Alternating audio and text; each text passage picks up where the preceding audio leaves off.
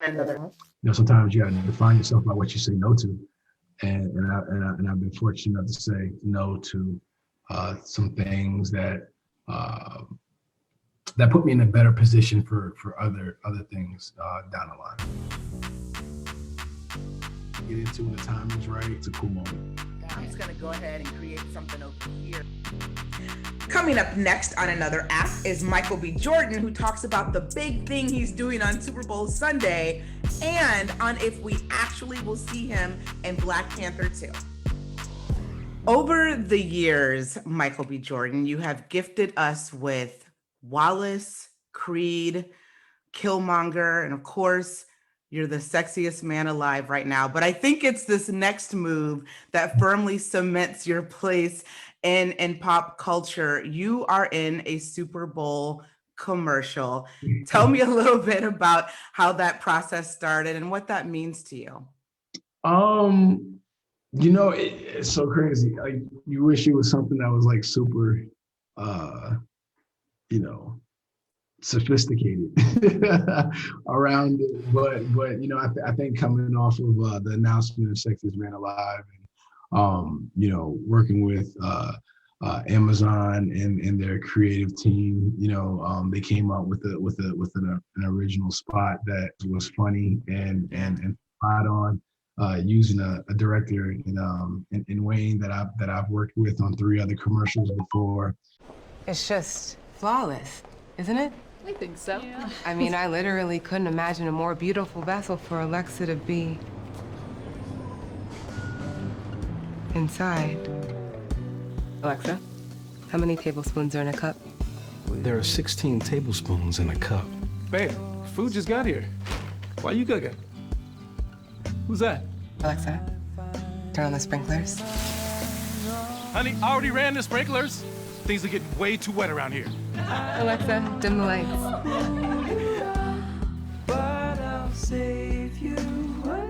Alexa, lights up! Alexa, lights up! Add bath oils to my shopping list. Alexa, no, don't do that. Read my audiobook. I was in his hands. I was being changed. Yeah. Realized that I was also kissing him. Honey, other people have to use the bathroom around here too. Never really doing a commercial for Super Bowl before, so it's a cool moment. You prove that you can open a film. You prove that you can be part of a very successful ensemble, globally successful. Do you feel as powerful as, say, other actors who are your contemporaries that aren't young Black men? Like, are you getting the same types of opportunities? Or do you think there's maybe still a little bit more work to be done, as we move towards more equal footing, I think, in this industry? I feel like there's always more work to be done. Yeah. I always kind of take the approach of like, I know nothing, you know what I'm saying? And like, let me just learn as much as I can. Even now working with like Denzel Washington, him, directing me in this movie that I'm doing at the moment, I realize how little I know, because he has so much wisdom and so much experience to kind of pass on. And just and be able to give other people opportunities and open up other doors. I think that was one of the biggest things for me, to be able to create opportunities that may not have been there, and identify other people that deserves that shot, as well. Yeah. I think that's probably one of the bigger things I kind of can appreciate. At what point did you start thinking about that? Because a lot of, I think some of your most powerful work, in addition to what you do on camera, truly are the projects where we don't see you.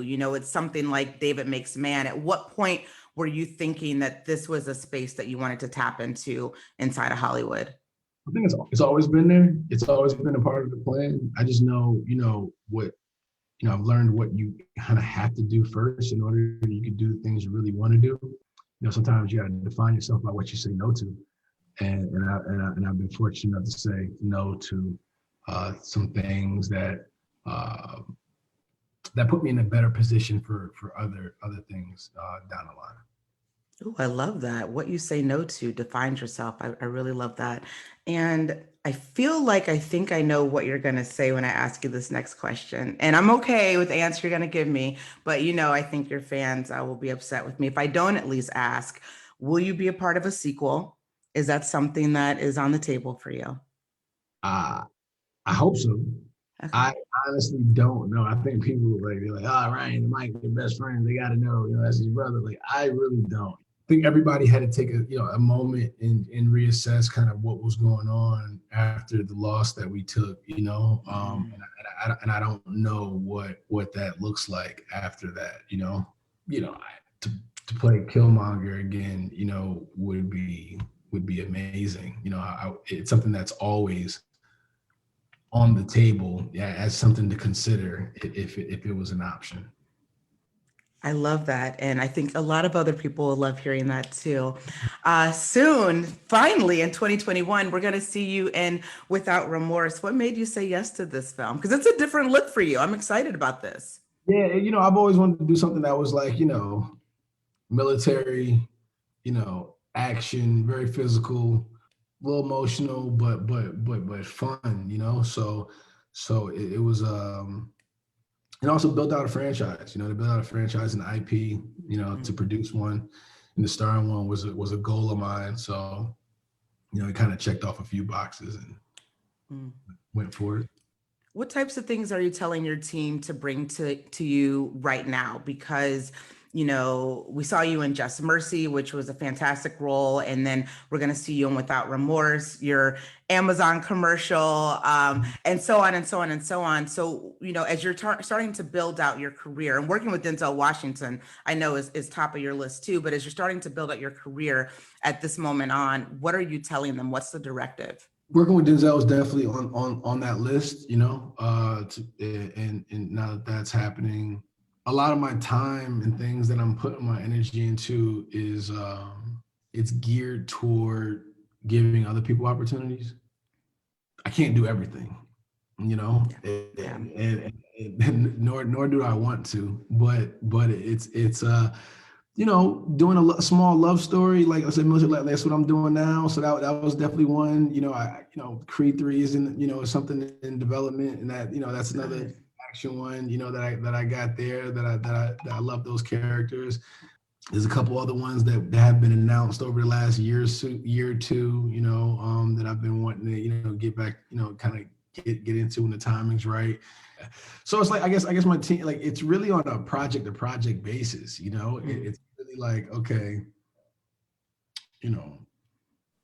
is there a heist film out there that is things that I want to do? Is there another sci-fi one that I really want to be involved with? Where do I want to spend my time on as a producer and really like put time and energy into it on that way? What directors are available to do these projects as well? I love that. Before I let you go, I know we all are still locked down, but how do you plan on celebrating Super Bowl Sunday? Where will you be and what will you be doing and all that good stuff? That's a great question. I don't know. I'm gonna be out here in LA. Out here in LA, in New York. But I'm not sure. So, with the whole quarantine stuff, lockdown, it's like it's limited. So more than likely I'll probably do something like, where I'm at now and just, be fat, order some food, what I'm saying? Just, eat up and just watch the game.